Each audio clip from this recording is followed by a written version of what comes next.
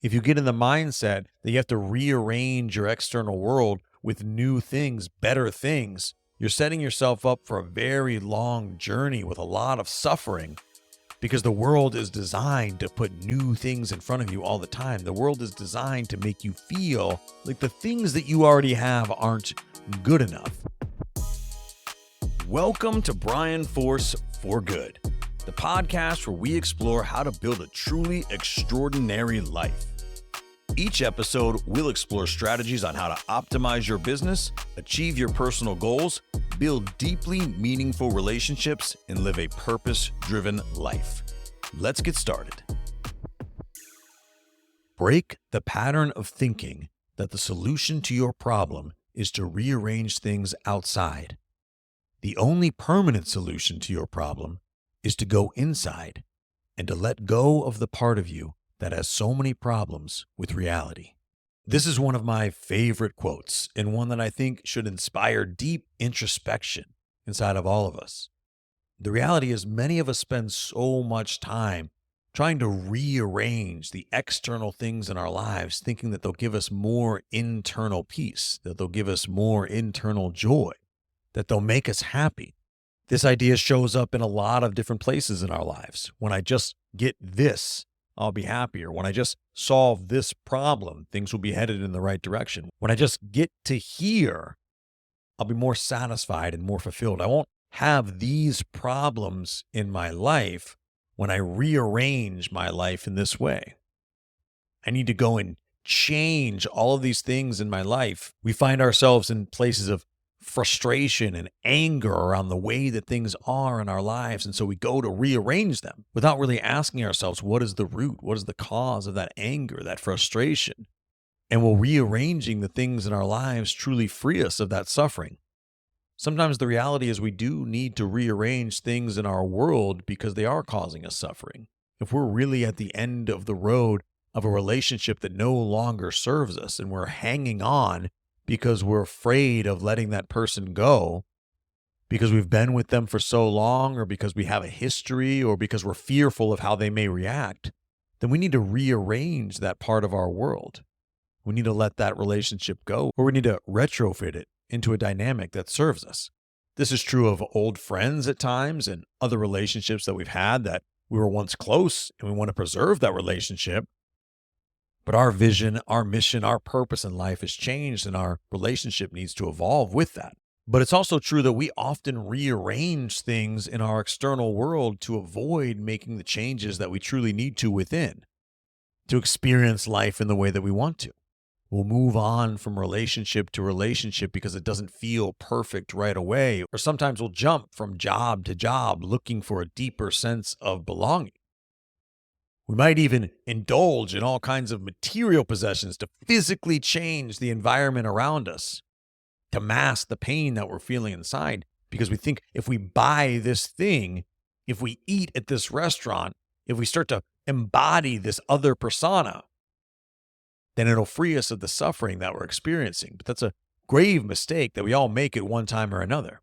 It doesn't bring true fulfillment. It doesn't bring us the experience that we want to have in this life. And so we have to break the pattern of thinking that the solution is to rearrange things in our external world. And we have to go deeper inside and let go of the part of us that has so much of a problem with our objective reality. We each have inside of us the ability and the opportunity to live with joy and purpose and have a meaningful impact regardless of any of our outside circumstances. Now, of course, there are times where we want to rearrange things in our external world to serve our purpose at an even deeper level. But the reality is that purpose can always exist. That deep sense of fulfillment in our human experience can always exist because that lies outside of all the variables the external world throws at us. Finding your true purpose and living it every day is something that happens internally, not as some result of the arrangement of your external world. And when we realize this, and we truly start to embody it, we realize that the external world has a far less significant impact on our sense of fulfillment than we are wired to believe. I'll give you 3 ways that inclination to rearrange the world around us to help us deal with that bit of a void that we're feeling really show up. The first one is an addiction to things. We often feel as though if we had more things, we would be happier. If we had a new car, new clothes, a purse, a pair of shoes, tickets to some event, whatever it is, we are predisposed to feeling like collecting things is going to make us happier. And I believe this to be an instinctual carryover from an earlier time in our species history when being resource rich was really the only way to survive. We had to have more things in order to protect ourselves and to thrive as a species. And ultimately, that mindset got us to where we are. But that's no longer true in modern society. That carryover really gives us a negative experience at times. We think that having a nicer car should be a goal. And then when we go and we achieve that goal, we find out that those things wear off almost immediately. We drive that car for 30 days and it just becomes our car. That purse that you bought goes out of style next year. And then you find yourself on this endless hamster wheel of wanting the next thing. Because the horror of this entire situation is they're making new things every day. If you get in the mindset that you have to rearrange your external world with new things, better things, you're setting yourself up for a very long journey with a lot of suffering. Because the world is designed to put new things in front of you all the time. The world is designed to make you feel like the things that you already have aren't good enough. And so if you feel like there's some end game out there when you have all the right things and now you can find joy and happiness and fulfillment, you're going to be wandering in that desert for a very long time. Another example is our job.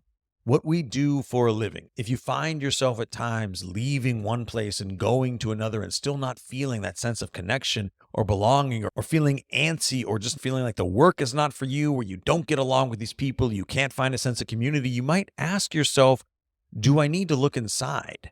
Do I need a career change entirely? Should I be doing something else with my life that truly speaks to my purpose? Do I even know what my purpose is just yet? And that would be a great place to start. But if you're jumping around from place of employment to place of employment, you might consider that in the right frame of mind, with the right sense of purpose, doing the right work, you would be enormously fulfilled in what you did for a living. And you deserve that. Another place that this idea shows up in a big way is in our relationships. In different chapters of our life or for different people, we tend to move on from relationship to relationship because we don't really feel satisfied in our community or the people around us. Whether you have a tendency to get at odds really easily with your friends or the people that you consider close allies or your family or your partner, or you've moved on from intimate partner to intimate partner, you may ask yourself, is continuing to rearrange the relationships in my life the solution to my problem? The problem is that I want to have more deeply meaningful and fulfilling relationships. What can I be doing? What questions am I not asking myself? What thought work do I need to be doing to make those relationships more meaningful? Am I the best partner that I can be? Am I even trying to be a better partner than I was yesterday? How have I been a really phenomenal friend lately? How have I shown up in some of my relationships? Now, that doesn't mean that everybody in my world is perfect. Every single one of my friends is going to have flaws. They're going to fall short as a friend at times. My wife is going to fall short of being the best version of herself at times. Don't tell her I said that. But we all are. If we get in the habit of judging every one of our relationships by their worst day, or judging everyone in our world by the way that they're showing up, without also looking in the mirror at the way that we're showing up, then we're setting ourselves up for an endless cycle of failure and a revolving door of relationships throughout the rest of our lives because we are not looking inside and asking ourselves what we can do to be a better friend, to be a better family member, to be a better spouse, to be a better colleague, to be a better partner. And when we start asking ourselves those questions and figuring out how to rearrange things within, we tend to realize that the right relationships will show up in our lives. Whether or not they're there right now, they will either evolve or they will come into our lives. When we focus on being the best spouse, the best partner, the best friend, the best colleague that we can be, we tend to manifest that reality in our lives. We tend to inject that energy into our relationships, and the relationships that are ready for it will receive it, and the relationships that are not will be able to move on from. And that'll free up space for us to create more meaningful relationships in the future.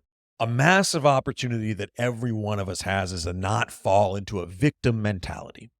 If we don't have the things that we want, we're not victims of that. And we don't need to make acquiring those things our ultimate goal. We need to start to understand why we're so unhappy with the way things are, even if we don't have the things in our world that we want. And the same is true with our relationships. If we come from a victim mentality and we assure ourselves that we are the ones that are always being wronged, then we never give ourselves the opportunity to ask how we can improve. What we've learned, how we can be better. We never introspect. If we come from a victim mentality, the answer is always that it's someone else's fault. And if we just rearrange our relationships, or if we just go buy more things, then we'll be happy. But on the off chance that that's not true, our victim mentality starves us of the ability to become the version of ourselves that does manifest those relationships, and that can probably afford those things, whether or not those things are even meaningful to them anymore. So here are a couple of exercises I want you to try to flip the mirror around and stop looking at the external world and start looking inside. Let's start with your relationships. I want you to think of a relationship in which you're really struggling right now. It might be with a family member, it might be with a friend, it might be with your spouse. But somebody who you're a little bit at odds with right now, maybe even a lot of bit at odds. Maybe they've deeply hurt you recently. Maybe you're really considering moving on from this relationship entirely. Maybe you're considering getting divorced. I want you to ask yourself this question. Whatever you feel they've done to create so much tension in your relationship, what would need to be true for their actions to be justified? I'm going to say that again. Whatever they have done or you felt they've done to create this much strain and tension in your relationship, what would need to be true for them to be justified in their actions? This is a very impactful question because what it's going to force you to do is put yourself in their shoes and think from their perspective. When you default to a place of compassion and understanding, you start to allow for a greater number of possibilities to be true. The reality is, in most relationships, people hurt one another unconsciously. They don't do it selfishly. They do it as a result of all of the other things that are going on in their world, creating neglect in that relationship. So if you feel that your partner's behavior is the one that's causing strain or tension in your relationship, ask yourself what would need to be true for them to be justified in their behavior. And what I hope that does is challenges you to see things from her perspective. Maybe see all the things that she's dealing with in her world. Maybe see all the ways that you could have been an ally or a resource or a friend or a better partner to her. And I'm not saying that she's totally off the hook and you just need to take everybody's behavior, see their perspective, and move on. What I'm saying is that when we give ourselves the latitude to have a deeper understanding, we give ourselves the ability to meet people where they're at. That doesn't mean that we have to always just take what everybody throws at us. That means that normally when we're in periods of tension or stress or strain in our relationships, it's because we're missing a layer of understanding. Human beings together can weather pretty much any storm if they understand the experience that the other is having. That's why local communities become so tightly woven in times like war, because they have such a common experience. They all understand what the other is going through, what they're experiencing, and it brings them together. When you don't have a deeper understanding of the experience that your counterpart is going through, it's really difficult for you to relate, and you just come from a place of anger. You feel like they're doing it to you without allowing for the possibility that they're reacting to the world around them, and you might be a part of that world around them. The way that you're interacting with them might not be helpful to their situation. You rob yourself of the ability to see where you could make a difference in that person's world, where you could make a difference in that person's life, where you could make a difference in that person's experience, and ultimately improve your relationship. I'm not saying that every single relationship is worth maintaining. But what I am saying is that until you go inside and challenge yourself to see something from another person's perspective, you'll never know how that relationship could develop. You'll never know how strong and meaningful that relationship could be. So I'd like you to take on that challenge. I'd like you to identify a relationship that you feel is strained and ask yourself that question. Sit with yourself for a while and deliberately respond. Have a conversation with yourself and really dive deep. And if that other example really resonated with you, there's a thought experiment I'd like you to try as well. If you feel like you're chasing things, or if you need to be honest with yourself around chasing things, maybe you don't openly feel it, but you look around your world and you see a lot of things and you have a lot of goals on your list of goals that involve things and acquiring material things, you may want to sit with yourself and ask, what is it that these things represent that I'm currently missing in my world? Am I truly fulfilled by these things, or are they a substitute for something that I don't currently have? And that is purpose, true joy, fulfillment. What is the hole that I'm trying to fill with these things? And I understand this can be a very difficult thought exercise, might even be a little bit triggering. It can be very impactful to go inside and ask yourself why you're on this endless journey of gathering more and more things, and what outcome do you expect from being on that path? I think you'll find that after a few repetitions of this exercise, the answers will start to reveal themselves. Perhaps you're substituting a lack of understanding around what your purpose is, the way you can have the most positive impact in this world, which is going to give you a truly fulfilling human experience. And rather than focus on how to acquire more things, if you're honest with yourself, and that is the answer, is that you feel that you're lacking those things, then let's dive deeper and let's find your true purpose. And then let's align your actions with that purpose. And I guarantee you're going to see radically different results as far as the way that you interact with your world every single day. Until you bring awareness to it, you're never going to give yourself that benefit. So these are some challenges I'd like you to undertake. Whether it's relationships, whether it's things, there are probably areas in your world where you realize that you're rearranging the external to avoid looking at the internal. I would love to hear how some of these thought exercises are going for you.